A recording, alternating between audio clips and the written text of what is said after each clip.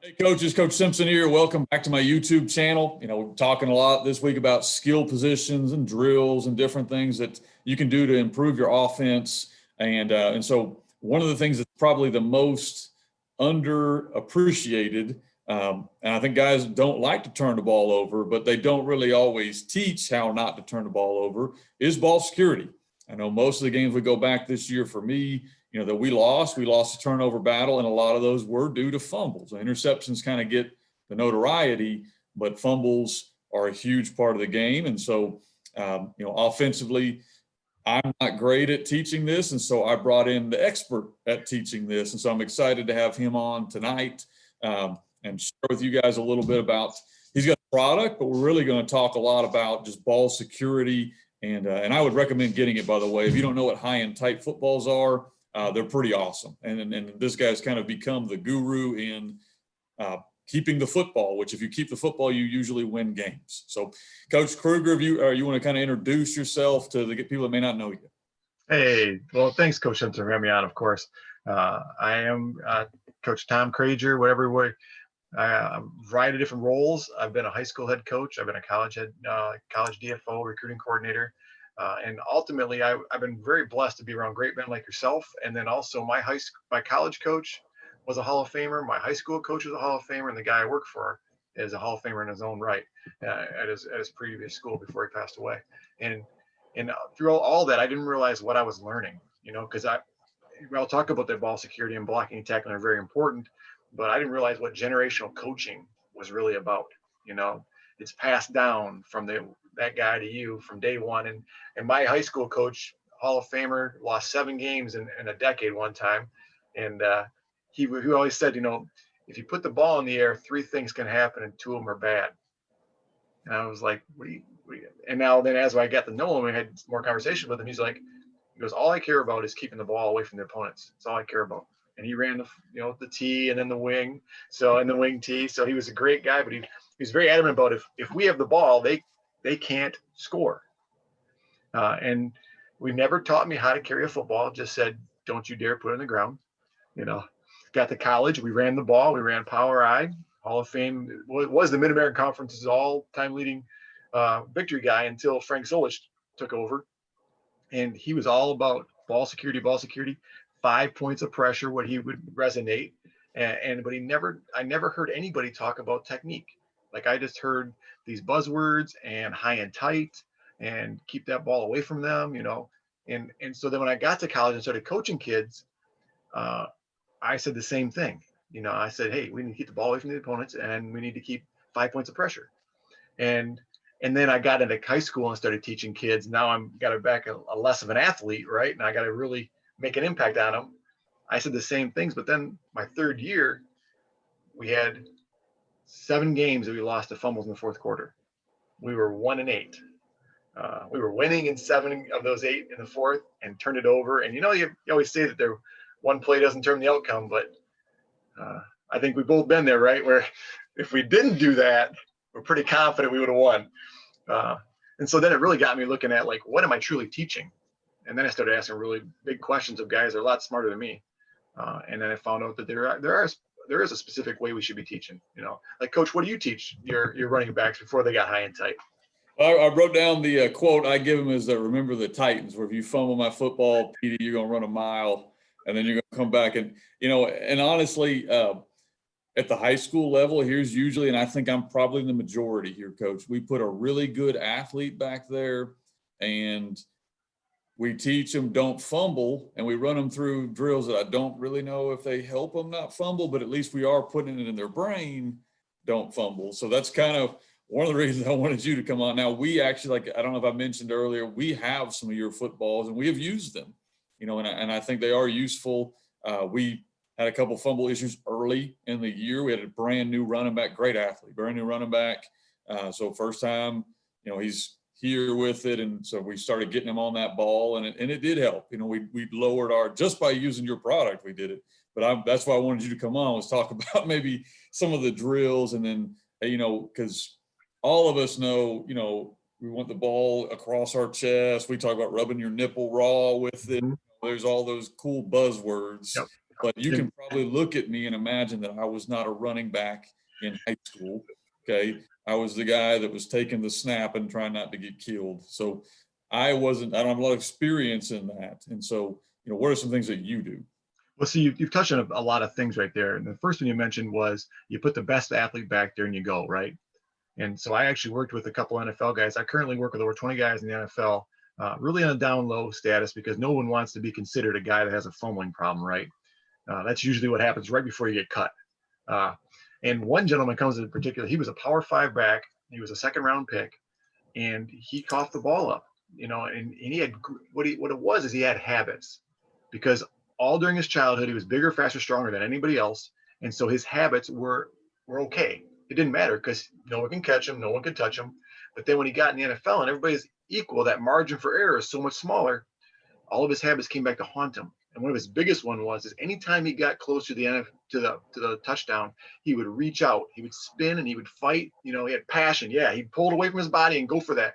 And as soon as that happened in the NFL, everybody's right there.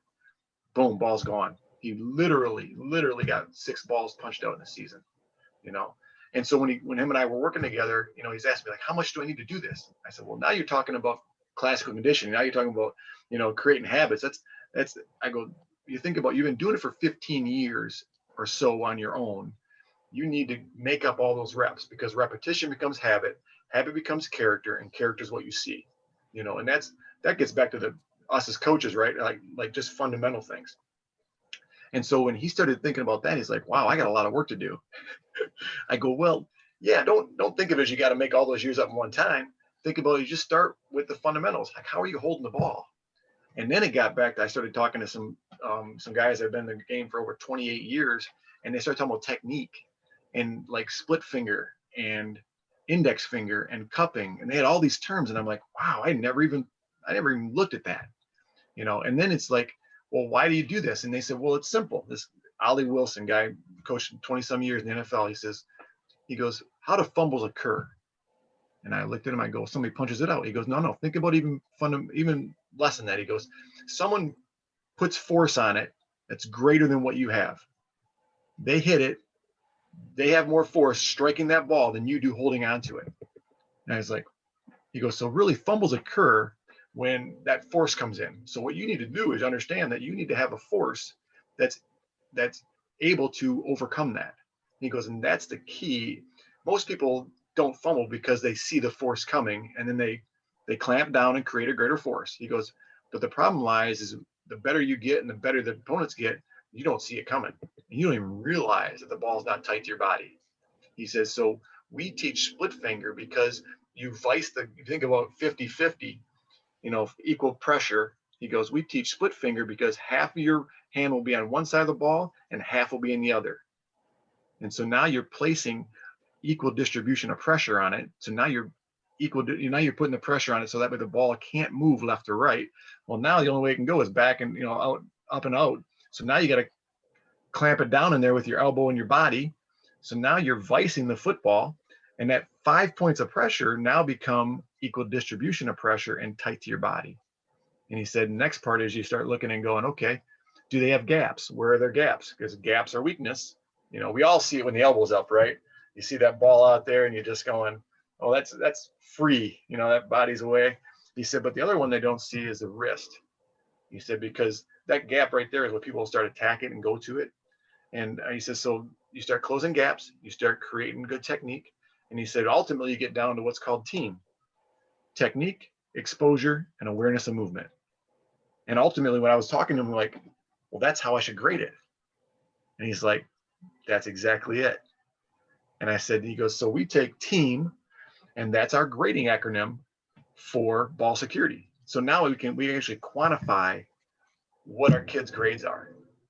Because unfortunately, do you guys keep any fumble stats in high school? We keep fumble stats, but the grading system we don't do.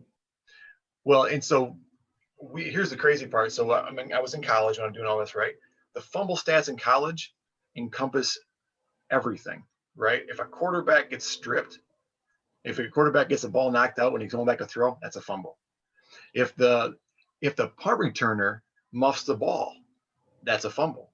If the guy blocking on punt doesn't get away from the fire call and it hits his leg, that's a fumble. So we've put in the game itself, in the stats, we've put all these things together, and we've really diluted it because it doesn't talk about technique. It doesn't talk about controllable things that we can change as coaches and improve. And so that's really our mark and our advantage as a coach is, can we look and say, okay, here's best practice, here's best technique. Now, how do I measure it, right? All this, we're all teachers. So it's all that, do we have formative assessment and do we have summative assessments being our games? So we can now teach the technique of split finger. I'll grab a ball that I have right here.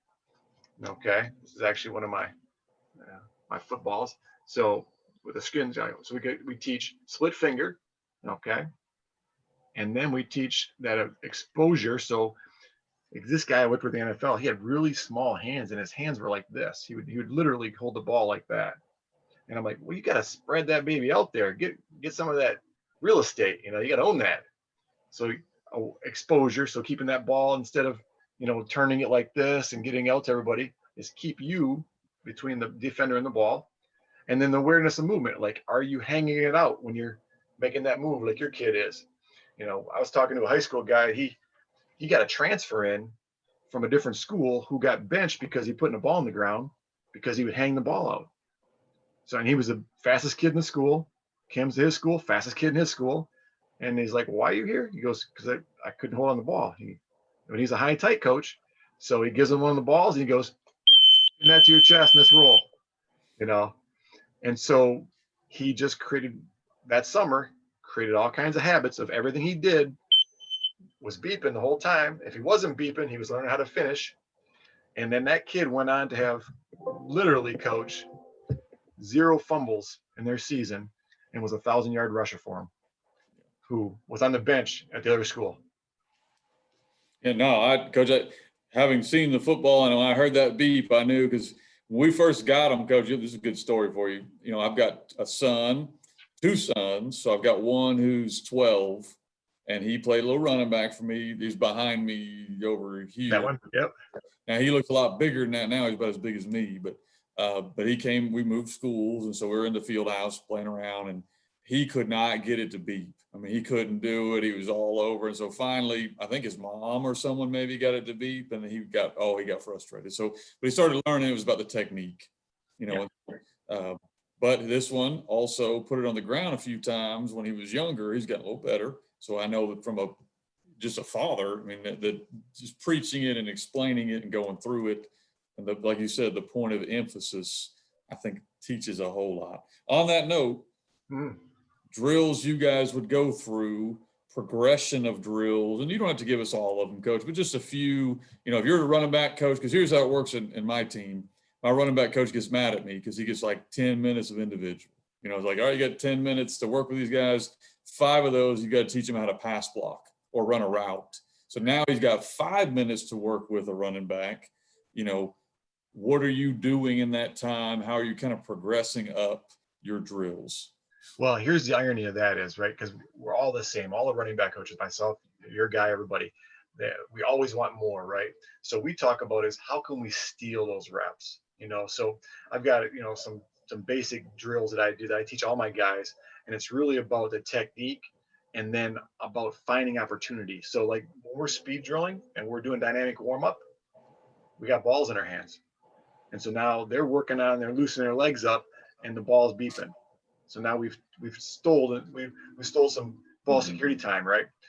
We go over in between, we'll have a special teams period. We'll have, get some water and we'll talk about the script. Well, they got balls in their hand when they're going to the water well, when they're going over the thing. Balls beeping, they're still drinking. We have a stretch at the end. We go through a static stretch at the end and we got balls beeping.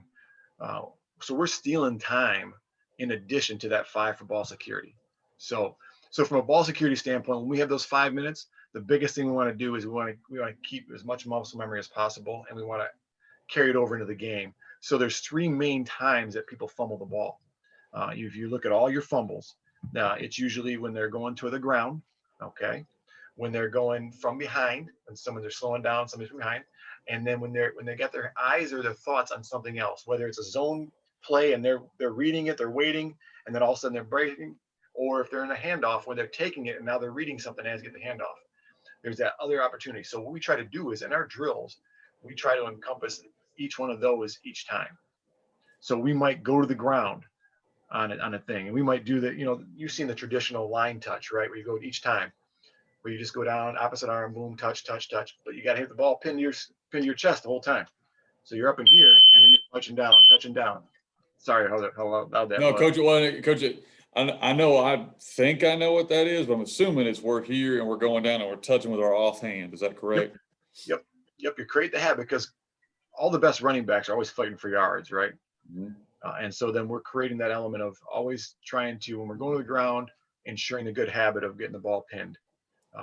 And then from that standpoint, the other one that we've learned that actually encompasses everything else is, what if you don't have the ball beeping, or how do you finish a play? So we have a term called finishing, where we just take that off arm.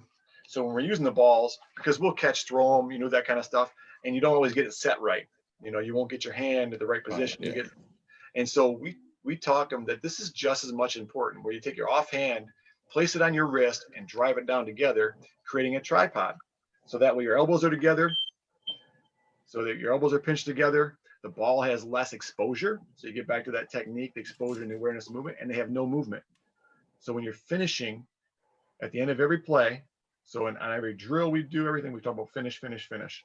So they'll come here, boom, they'll add that added reassurance and security. And so that habit becomes, and we'll grade that, like, did you finish? So that way everything's about a habit that carries over into a game and then affects outcome. Because if it doesn't affect outcome, then why are we doing it, right? Yeah. No, Coach, that's perfect. I appreciate you coming on, Coach. I know we've kind of talked off air too, and I know that you do a good job. And like I mentioned to everybody here already, that I've got your product. But if a coach has not heard of you, or is like, man, how do I get one of the beepy balls? That's what our kids call them. How do I get one of those? How can they reach out to you? What's the best way to do that? In today's world, everything's, those hashtags and those handles, right? So every handle is @ high and tight, just like it is up here, but with the letter one, number one. So it's high and tight one, Facebook, Twitter, all that stuff. And the reason there's one on it is because one fumble can determine the outcome, right? And one fumble's too many. That's the part. I don't want to be that guy it was great except for that one fumble. I listen to coaches talk all the time. They're like, how many times you fumble this year? Oh, I don't have any problems. You go, how many times? He goes, well, maybe 5 times on, 200, 230, 300 carries. And I was like, well, that's kind of like the average, right? The fumble average in the NFL is 2%. So if you're looking at 200 carries, then, you're looking at 4 fumbles. I said, but the question you got to ask yourself is, how many of those fumbles, you only had 5, how many games did it cost you? And then as he looked at it, you could just see the white in his eye, his body just kind of goes, he goes, it cost us 2 games. And I was like, well, there's a value position, because if we can eliminate one fumble, right? High and tight one, if we could eliminate one of those fumbles, would you invest in the product? Like, if you could spend $100 for a ball and get a game back because that one fumble, would you do that? Oh, I'd do that heartbeat. Okay. Highandtight.com. It's a place to go. Coach Simpson is a code you could use to say thank you for what Coach does to help you. You get 10% off if you use a Coach Simpson code. He's doing great things for you guys and for us as coaches, and I appreciate that. And I want you guys to appreciate his time as well. No, man. Well, Coach, I appreciate you coming on here. And guys, if you don't get the ball and you do the drills, that's great. You're going to learn. But I'm with Coach, and I think I've been pretty big on, I'm for coaches by coach. That's kind of my theme, is if a coach is putting out something that's going to help, we have it, and I want other guys to do it too. I'd always rather take care of coaches that are, trying to do something to help our game. No offense to big corporations, but they got enough money, so I'd rather go to somebody who's doing something. The coach has done a good job, and I'm sure if you got questions, you can find him on Twitter and on Facebook, and different drills you can do with them. He's been great to work with for me as well. And I'll put your link in the description in this, guys. So you just kind of go down the description. There'll be a link down there, and it'll take you right to, where you want to go. But Coach, I appreciate you coming on and spending some time with us. And I wish you luck, obviously, with your company as a coach who's kind of starting to do that. I'm very sympathetic to guys like you. You as well, Coach. I love following your growth and the impact you got on everybody across the platforms. Thank you, Coach.